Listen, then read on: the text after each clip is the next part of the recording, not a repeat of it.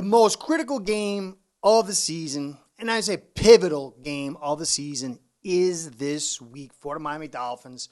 Primetime game over in flashy L.A. Dolphins versus the Chargers. And as critical as this game is, it really, most likely, won't have any epic drama, which is crazy for our Dolphins. I think we only had 2 or 3 of them the whole year. And I'm going to go over the game, some other stuff. I have the second half of last week's game, the video, coming to you tomorrow morning. My wife's from another country, so she has 2 Mother's Days, and this was the foreign version that I always forget. I forget both of them, and I definitely forgot this one. So Thursday was all Mother's Day celebrations over here, so I had to push everything back. And I had to get this out because the game's coming up. And I wanted just to get my mind wrapped around this game and then move off of it back onto what I was doing with the film study, and then I'll wait for the game that night. So that will be coming tomorrow. I just did Bills versus Jets. That will help you kind of see what's going on in this division. Huge game tomorrow, guys. And then, like I said, I'm going to do this right now. So I'm going to go over the matchups. And it's really not going to be spectacular, guys. I mean, any team could beat anybody, but this is going to take a Herculean effort by the Chargers to take us. And as the Tua turns last week, and as the Tua turns, Tua was the worst quarterback, and he flopped, and he wet the bed, and we lost. This week, on As Tua Turns, he's going to be awesome and lead the team to a victory. So, as Tua turns, the Dolphins win. Nobody else is on the team except for Tua. I just want you to let you understand that. So, I'm going to cover that a little bit too. And a couple other things. I went looking for some statistics that I thought I could find, and I couldn't. Nowhere. I mean, it might be out there. So, I don't know if I created a new statistic, but I'm going to take number of blockers, number of receivers in routes, and pressure, and combine all 3 of those together from last week's game. And I'm going to do it this week against the Chargers.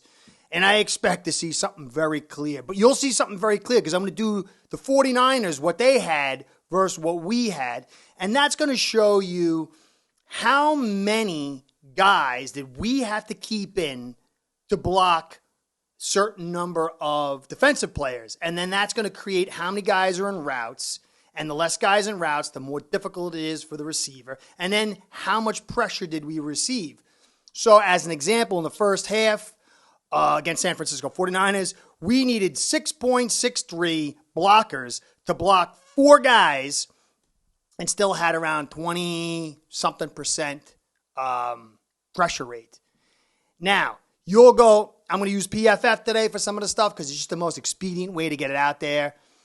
But especially in short groupings, PFF can be really wacky because it lacks context. So as an example, our man Little left tackle, I think he scored like the highest grade out of anybody on the offensive line, maybe even on a team. He had like an 87 grade, and he gave up like 1 pressure. So somebody will look at that and say, Little's not the problem. Well, think of it this way. You had 7 guys, just about like this, to block 4 guys. So it's like if I go to a fight and I got 7 dudes and we're going against 4 guys and we stomp those guys out. Is that like we're all Bruce Lee's? No. So this is what I'm going to get into. And it's a critical factor. And I expect if Terron plays, which he might, I'll get into that too, my man Terron, you're going to see this number of blockers needed drop dramatically. And I want to go, I think at the end of the season, I'm going to do the statistic all the way through. But I find it very useful. If anybody knows where I can find those stats without having to watch video and write stuff down with ADHD, man, it really gets crazy doing that. Let me know, okay? So I want to give you a shout out for stopping by here. Really appreciate it. Thank you for everything. I want to give a shout out to Ace Bread, my sponsor, because without them, this show is not going down. Ace Perhead's betting software is the premier white label platform for bookies to manage their players and grow their sportsbook operation. Click the link in the description below to get set up in minutes. Ask for the Curtis promo and get a special introductory discount. I'm going to show you the matchups in a second. Chargers are a mash unit. They've lost so many guys, especially on the offensive line. This offensive line has had so much talent poured into it in the draft, in free agency, and like Swiss cheese, it's got holes in it now. Guys are out all over the joint. Injured, out. Trey Pipkins is out. Slade is out for the season. Corey Linsley is coming off a concussion. So this offensive line is a disaster. And I know, this week, and I'm saying this, it's a possibility. When Tua beats him, see, Tua's the better quarterback than Herbert. Herbert sucks. Last year, Herbert was the greatest thing since sliced bread, but now he's going to suck. But no one's going to really talk about the offensive line. This guy hasn't. If you watched the Raiders game last week, and the Raiders aren't like super special blitzes or anything or pass rushes, they just were in on him. It was pathetic. It reminded me of a worse version of what Tua had last year because they weren't protecting him like the Dolphins did last year with 17 guys in their mother and 2 guys going out in routes. They let everybody go out in routes. And that's what's going to happen this week. So Derwin James, star player, man. I mean, Derwin James, Bosa, Mack, that was the big deal. He's going to be out. And wait till you see the matchups without him. Is it Pipkins, Callahan, the defensive tackle, he's going to be out. Slater, we know the deal. Last week, Herbert was 28 for 47, 335, 1 touchdown, and 0 picks. He sucks. He sucks. But if you're a reasonable person, you would look at his offensive line and realize the framework is a disaster. No run game to support him. 0, Eckler's a good running back, but, I think 7 carries for 35 yards. And the blocking is terrible. So the defense is just as bad. Adams had 8 for 177, 2 TDs, and Chandler Jones had 3 sacks. With what we got on defense, what we got on offense, this should, by all intent and purposes, be a blot. The only way I don't think it's going to happen, and when you see the matchups, like I said, I'm chill. I'm like not as chill as we were going into the Texans game, but I'm in that ballpark. So we have so much more. We have Chubb. I mean, we paid an arm and a leg for this guy. It's his time to blow people open. You got Phillips. You got Sealer. Well, I'll get into that. So Chargers are 17th in pass defense. Now that was with Derwin James. Sans Derwin James, what, at 24 or something? They've got the 28th rush defense and give up a league-leading 5.4 yards per carry. If we don't run the football this week, I don't know what to say. I mean, I don't know. Let's just have a quick game, run the football, and move our way on into these last 4 big games, That's what I think. If we don't run the football this week, I'm going to get real, real concerned. 28th least in pressure as well. So no offensive line, no real defense. They got Mack, but he's struggling because he's like the only guy, so you just key on him, and there's really not much else out there. And Herbert, he's got some receivers. He's got Williams and Allen, and Eckler's good. And Saylor is a good tackle, and Linsley when he's in, but you can't have just 2 guys on the offensive line. And Herbert doesn't suck, and he's really just a bust. Guy has no framework. And I know, man, there's going to be 2 groups. We drafted Herbert. You drafted the loser Tua. And then, look at your guy. You think he's so good. He sucks. Look at Tua. If you give both these guys good frameworks, they're going to do really well. I mean, in some areas, Herbert's got the advantage. He can make more with a little less because he's bigger, quicker, bigger arm. But if you give Tua the right equipment, a good offensive line, some run game, and he doesn't need Waddle and Hill. Just give him Waddle or Hill and some other guys. I think he'll do better than Herbert because he has the ability to accelerate this thing. But as we saw last week, when you take Terron out, things kind of crumble. And I want to talk about Terron here. He's coming back, and he's got strained pectoral, What that means is he's got a bunch of fibers broken, but not enough for a full rip. And he's not going to have full range of motion. He's going to have to wear a harness. It's going to be for the whole rest of the season. There's certain techniques he's not going to be able to do. And that also might restrict the run game, because when you get in there at that run game, you're really jacking up that. So that also might neuter our run game a little bit, which is a little concerning. We'll see. I don't know if he's playing, but I think he is. He's questionable. He's questionable. So I think he's going to play. But even if he doesn't, okay, Eric Fisher coming in with Jones, Connor, Hunt, and Shell, we should be able to run this football and protect enough to blow them out, okay? So our offensive line is going to outpace and outclass theirs, and you're going to see a huge rise. But I want to make it noted, people are talking, we never won a game without Tua. Yeah, Tua's really good. But guess what? We lost last week without Terron. Terron's the only guy that is needed for wins. You could, not saying if he's in there, we're going to always win. But when he's out, with this unit that we got, he's the key piece. We've never won a game without Terron. I do think this week we could. I do think if Terron doesn't play, that Eric Fisher will be enough for us to win, because we have so much more talent than the Chargers. But I just want that to be known, okay? Tua's going to bounce back, and everybody's going to say, look how good Tua is. It was just an off game. And nobody's going to talk about we needed 6.63 blockers to block 4 guys for an entire game. And had, I think it was 3.3 receivers in routes, and I forgot how many of those were guys that were in option routes or delayed routes that were in the box and then later leaked out that I put in there. So really, we were under 3. We averaged under 3 receivers in routes for the entire game. That doesn't really count. So Tua sucked last week. And I'm not saying he played good. I know some people, you're just covering from your homer. He did not have a great game. That pick at the end was terrible. But if you look at his poor throw percentage, it's about the 4th or 5th worst of his season. And he won 3 of the other ones. 4 of the other ones, I mean. So he didn't really have as bad a game as people are thinking, but the framework was a disaster. So he's going to light it up this week, look phenomenal most probably, unless something crazy happens, and he'll be back to be good to it. So let's take a look at this. Chargers offense versus our defense. And there's a little bit of hope here, okay? But this is the good side, and it's going to get worse for the Chargers after this. So you can see Salyer, I guess his name is, I can't pronounce. Salyer, 33rd in the league. When you have Slater and him on both sides, oh man, these guys have something, they're doing well.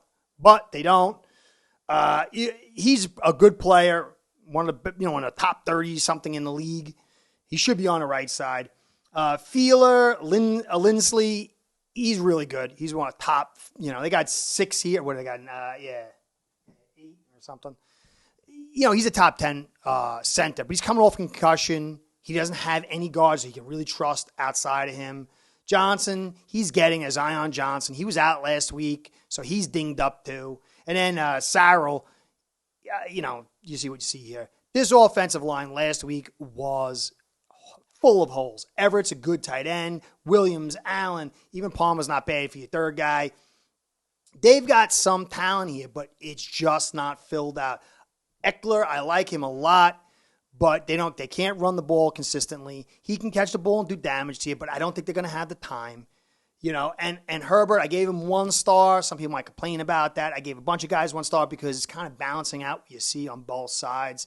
And Herbert, without an offensive line, is just not going to be a 2-star player. So you got Sealer, Chubb, Wilkins, Phillips against that offensive line is going to be not pretty, okay? And then I got the lightning bolt over Baker.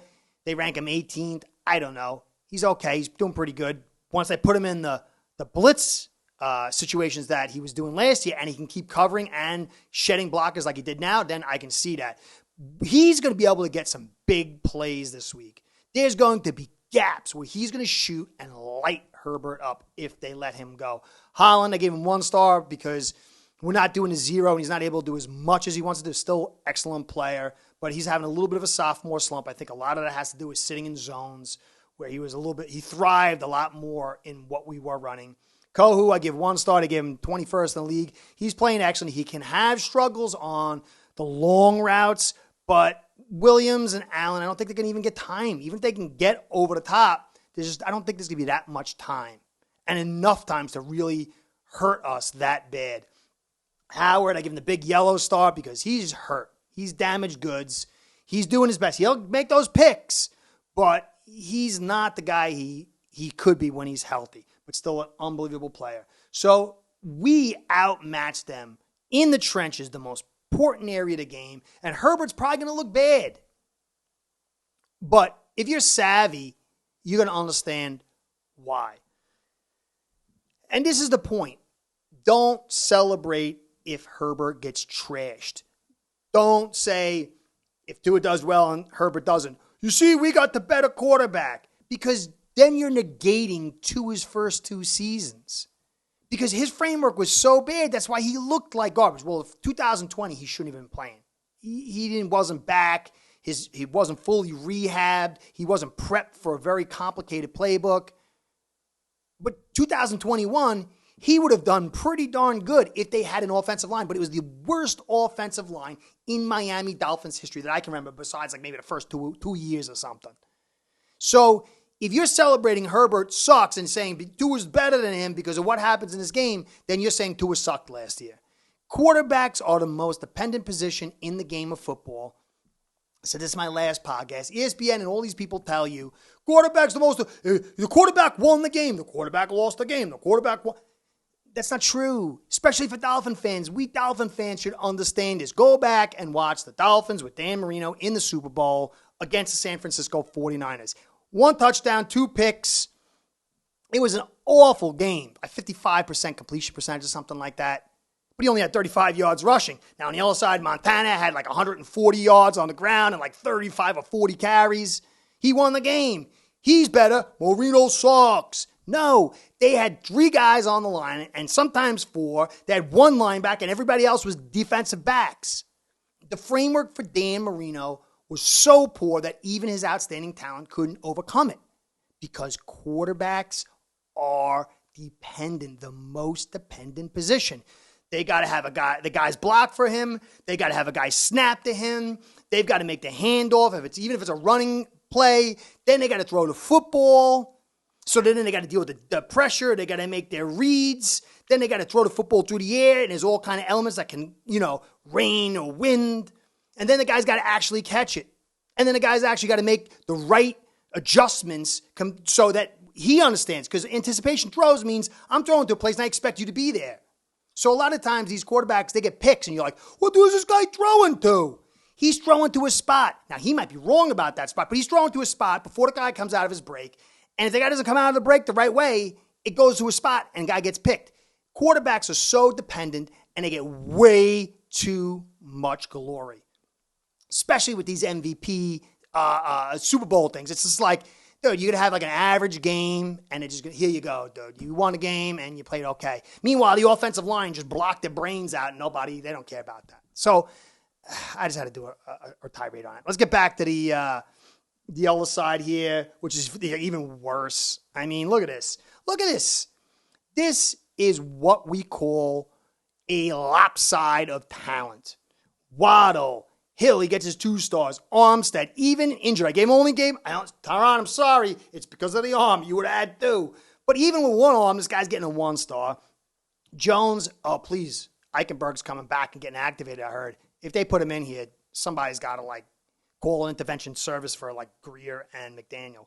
And then you got Williams. Yeah, he's got some snap issues, but this guy's, playing, at least top 10. I mean, depending on how your context and all that stuff. Hunt, he's had some bumps, but a lot of that's because everybody around has been helter-skelter. So he's really good. And then Shell, he's playing almost better than anybody except for Salyer and Lindsley. And he's our 4th guy. Gesicki, whatever. Sherfield, then you got Tua, Mostert. This is going to be a total. Look at what they got. They got Mack. And James, he's got a star, but he's probably not going to be in. He's doubtful. Asante Samuels Jr., he was good, but I don't know what's going on here. They signed a dude, what's his name, from the Patriots last year, and they wanted him to play a zone, and he's used to man and or whatever, vice versa. This is a disaster of a defense. Look what you got here. I ain't going to continue. You got Waddle and Hill, and last week Adams ripped them apart. It's going to be the same thing this week.